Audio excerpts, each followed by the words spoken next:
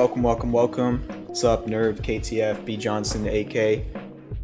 How you all doing?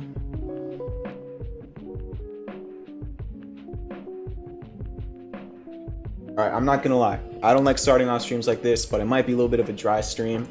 The market did not do much today, and it's always harder to talk about the market when it's not doing things. So I'm gonna be relying on whoever shows up tonight to give me some good taker requests. However, these are the times where it is important to be paying attention, right? You want to be really focusing on charting when there's consolidation in the market. That's what could set up those larger moves. So that's where we're currently at. If you're new to the stream, I'm going to start off with talking about crypto.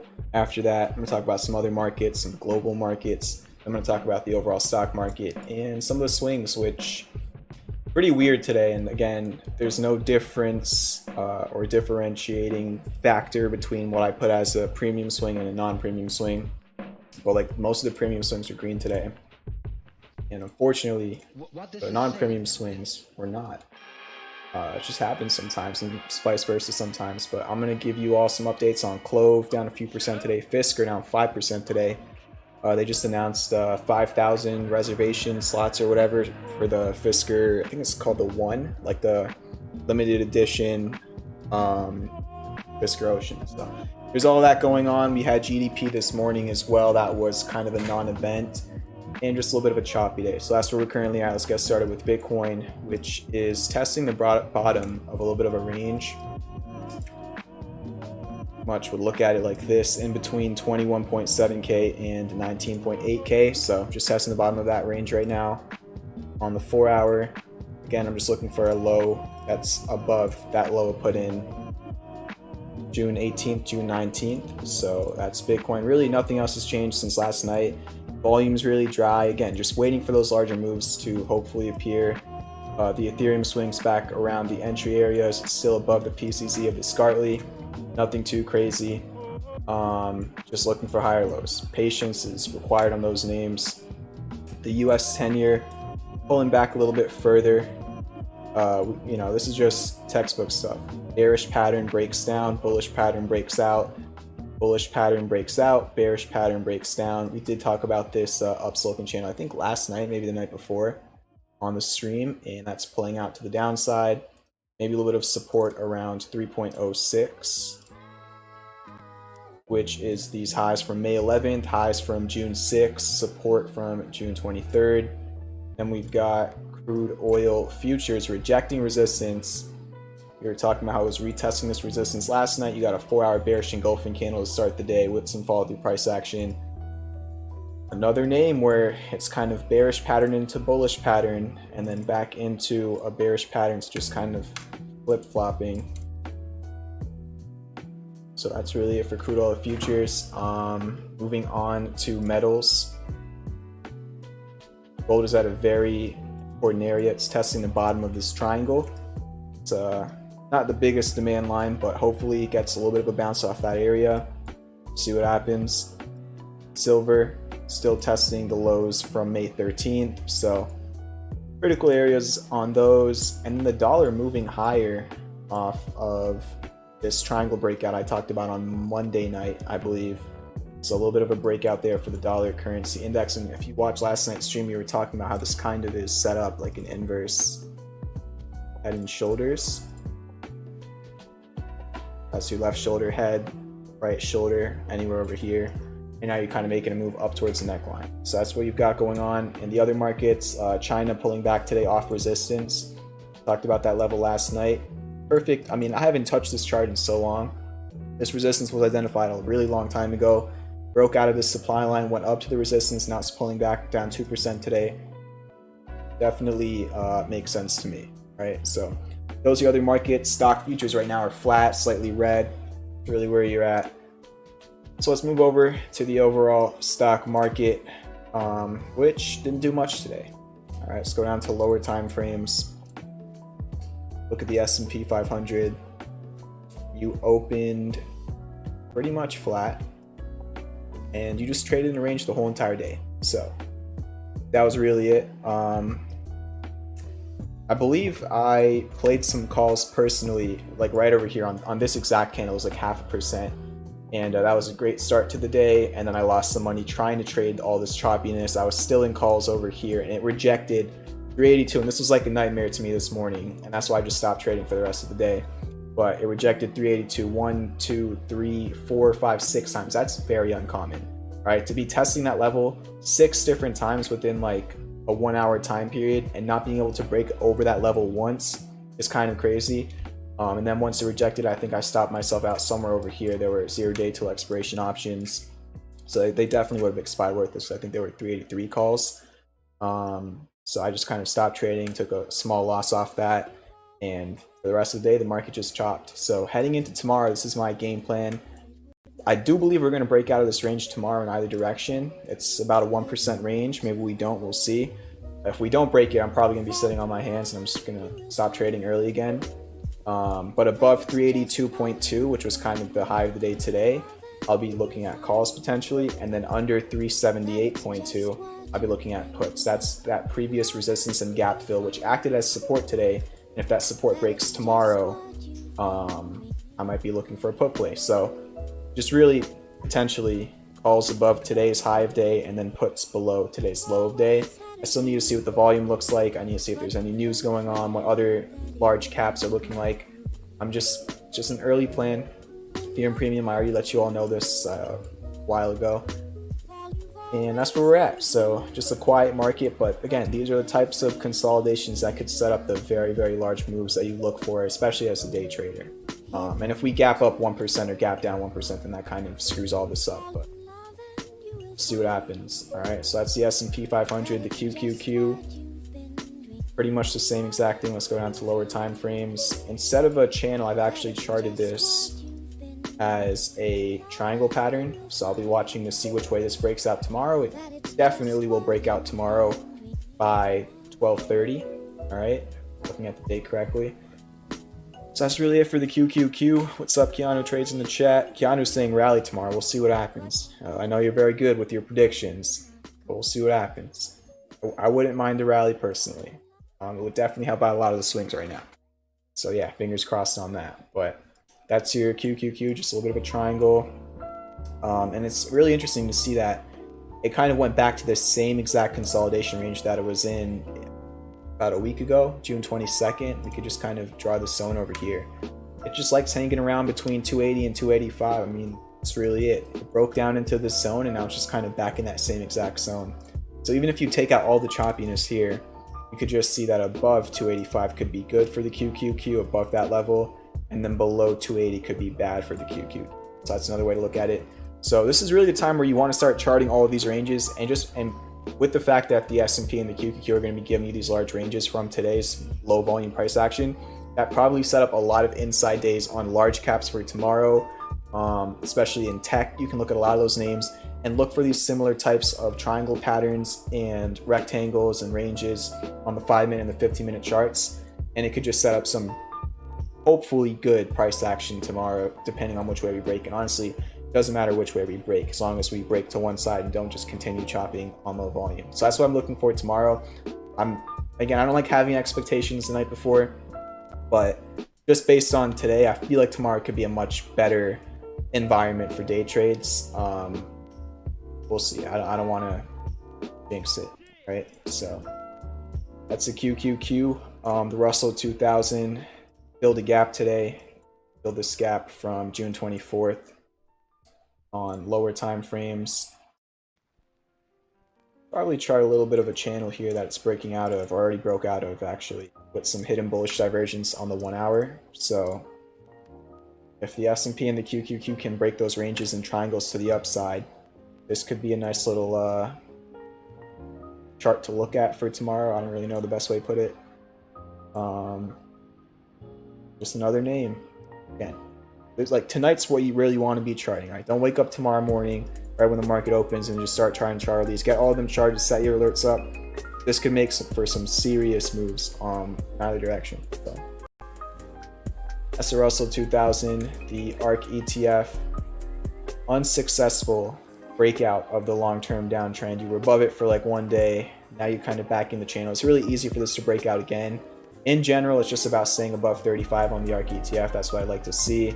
It is losing volume. It is still in kind of this range between 35 and 46. So we'll see which way that breaks. We already looked at the Russell, the NASDAQ, back in the wedge. So again, these longer term wedges are what you want to be focusing on. All right, we do have these short term bear flags, and this is what I was talking about all last night on stream. A lot of charts right now are just long term wedges with short term bear flags. These short term bear flags are what could set up the eventual breakouts, and those could be what really reverses the market for more than a week or two. It could be what reverses the market for at least a couple of months. But you're going to want to see a very different move off the lows compared to what we've seen. And this is another point I brought up last night on the stream, where you don't want to just see the market rally up straight up without any sort of higher high and higher lows. Like, you want it to look like a ladder. You don't want it to look like literally one move up. You don't want there to be volume dropping on the whole entire move up. You want to see consistency. You want to see the bulls being able to actually hold levels and not give it up in 2 weeks. So until we get that, we're just in the same old scenario that we've been in for most of the year. I alerted one day trade today. It was GameStop. Originally had it charted this, and I believe this was literally a trade. I mean, let's see what time this is. 10:30. I believe that was it. Yeah, 10:30, 10:28. So pretty much on this candle right over here, that one right there, I alerted some GameStop calls. A little bit unfortunate. I mean, it was marked green on the sheet. They did go up like 20 something percent in like 10-15 minutes, or like half an hour maybe. So it made a little bit of a move, but you know, it didn't really make a textbook falling wedge move. However, it just went up to the first resistance, rejected it. That was really it. Nothing too crazy. I think 4 for 5 on the week so far. I don't really even remember. Yesterday.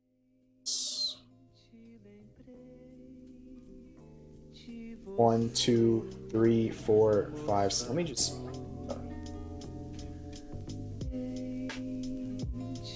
5 for 6 on the week. So only loss was that AMC trade I told you all about last night on stream and options. So yeah, that's where most of my focus has been lately, just the short-term options.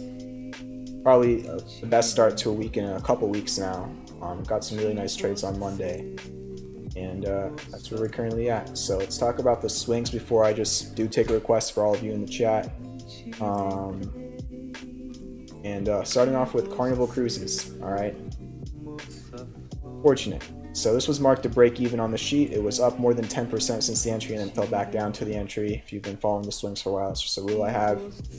And I'm not sure why it was down 14% today, but it was. So it was just so close. And this goes back to what happened yesterday, where we just had so many breakout rejections. And this is kind of the follow through you got. It's really unfortunate because just, I don't know, 30 hours ago, you were testing a breakout of this channel it's been in since April, and now you're retesting the lows of, I don't know, this whole entire downtrend. So it's just an unfortunate 14% turn of events in one day. And yeah, marked it as a break even on the sheet. Technically it is retesting this low. In general, if we just clear everything up, you know, just looking at this, I do not want to do that. All right, there we go. But just looking at this from a reward to risk standpoint, there's not that much risk here for somebody placing a stop under the COVID crash lows. However, there's no certainty that's going to reverse above the COVID crash lows, but still an interesting area nonetheless. Moving on to CLOV, down a few percent today, and unfortunately it did give up the important zone that it was holding somehow yesterday. It was holding it yesterday, so now you're kind of back into this area. So take a look at this. Every time you've dropped under like 215 on CLOV, you've kind of went straight down to $2 and then immediately reversed. What actually happened today was you broke under that level, right? Which is the same thing you did here and here and here, but you did not immediately drop down to 10. Sorry, not 10. I wish it was 10, but it's 2. You did not immediately drop down to 2. You actually started reversing already. So if you know about what, you know, partial declines and just that psychology, where when you have a certain trend, let's say have this range, stock is trading within the range like this, right? Your range, and then you eventually get this. Okay, that's called a partial decline, which means in this trend, the bears were not able to bring the stock price all the way back down to the bottom of the range. All right, they only had a partial decline, and that actually sets you up for a higher probability of a breakout the next time you retest that breakout level.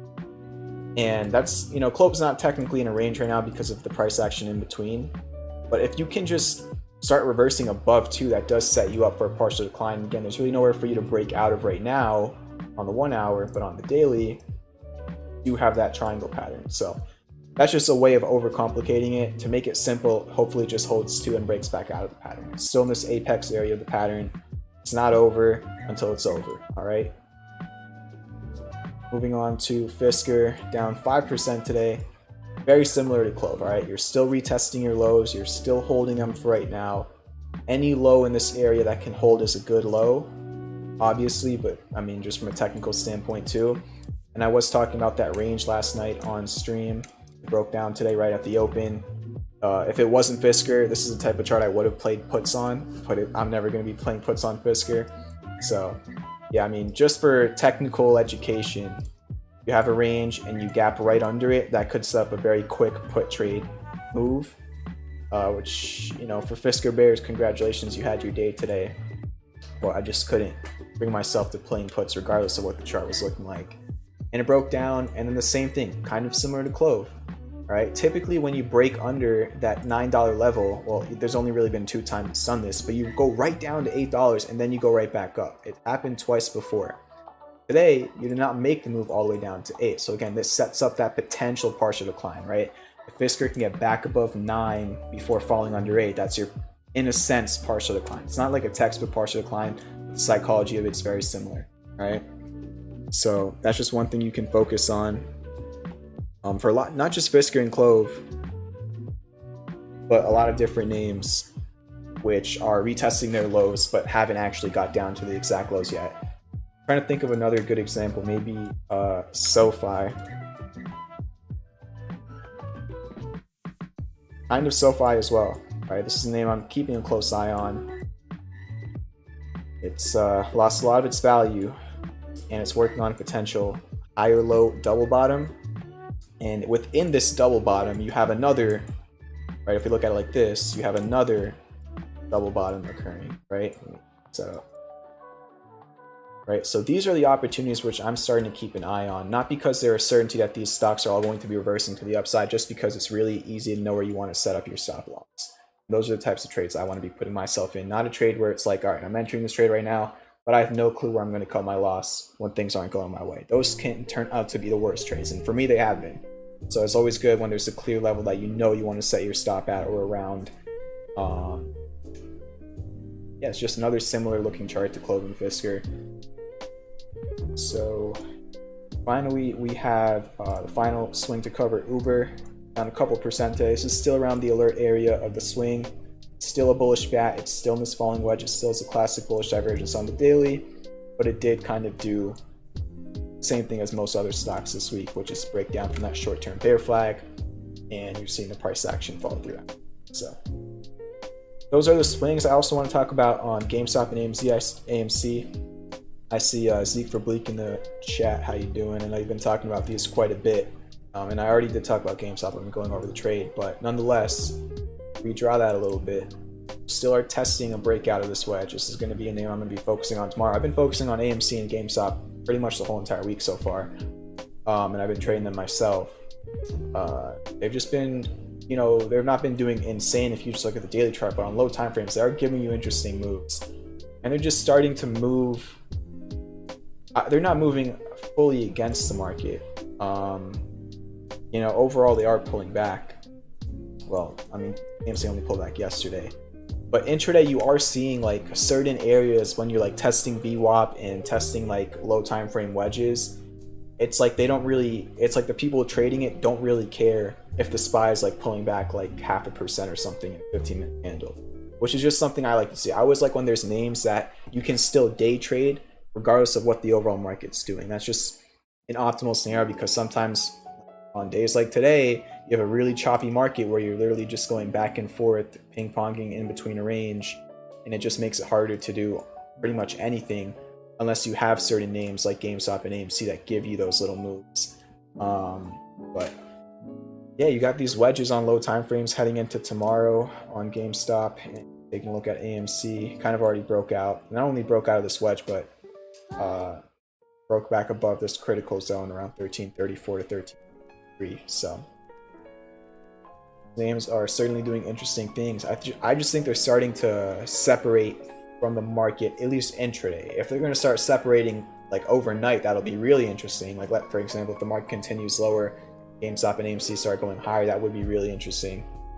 But intraday is a good start, so we'll see what happens, right? And yeah, that's pretty much my coverage from today. I tried to talk about as much as I could. It was a pretty dry day. Hopefully tomorrow will be more entertaining. So for the rest of the stream, for the 22 of you in here, let's drop tickers in the chat if you want me to look at anything. And I'll stick around for as long as you people need me to. Beautiful people. All right. So MULN up 13% after hours. I'm not sure what's going on with that. I don't know if there was news or something. We were talking about this name last night, and I did say I was a fan of how it was starting to make these higher lows and higher highs. So I don't know what the news was or if there was news, but nice to see another reversal off of another higher low. Again, this is what you're looking for. The lows to be higher and these highs to be higher. But again, you don't want it to be too quick where it turns into a bear flag. You want it to be more like a 3 rising valleys where it's very like, what's the right word to use here? I wouldn't say repetitive, symmetrical. I don't know. I failed geometry in high school. Maybe. Parallel, not parallel. I think it's symmetrical. So let me get all those. Nice move after hours. If you want like my longer time frame breakdown on MULN, it's in last night's timestamps. Microsoft, I know you had a nice trade off of it this morning, Zeke. Before the morning, or that doesn't make sense. Before the open this morning, Zeke was sharing this. He was looking at it a little bit differently. I mean, you know, I was being a little bit picky, but regardless, really what mattered was the supply line. But this little supply line breakout kind of moved with the S&P 500 right after the open. It's up a very quick like opening trade. So that was a nice move. Assuming you want like the higher time frame analysis. On the 4 hour, you're kind of testing a breakout of this supply line. Got this wedge, you're testing a breakout of that wedge on the 4 hour. Daily, got triple classic bullish divergence. And then I think you're also, I don't know if it's the same supply line. Let's see, April, same thing. That's where you're at. We'll see. I don't know. It's a little bit choppy. Still making lower highs, so I'd just like to see a break above its previous swing high.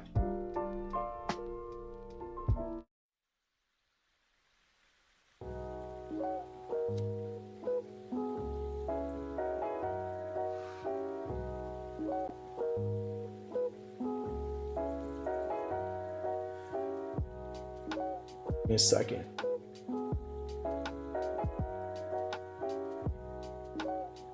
All right, where's AMD? Whenever you all like request takers, I already have them on watch, so I have to like look for them because I can't search them up. All right, so Beyond, we looked at this last night too, I believe. Up 2% today. It broke out of this wedge. It's been back testing the breakout of the wedge.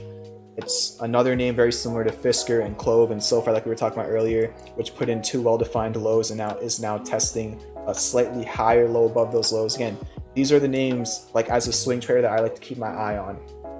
You still don't know if these overall lows are going to hold, but these are like the starting signals that, I don't like saying things when we're like in such a weird market, but these are the starting signals that can reverse trends. All right, when the bears are no longer to bring the price back down to the same level it had already reversed at just weeks ago, right? It's just showing that the bears are losing control.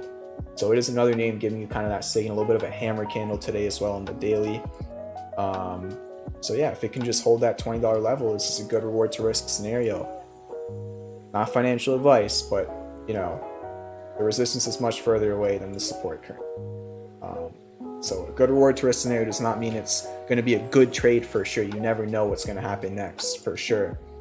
But the reward to risk is kind of lining up in this area. So it just depends on how you think about these things.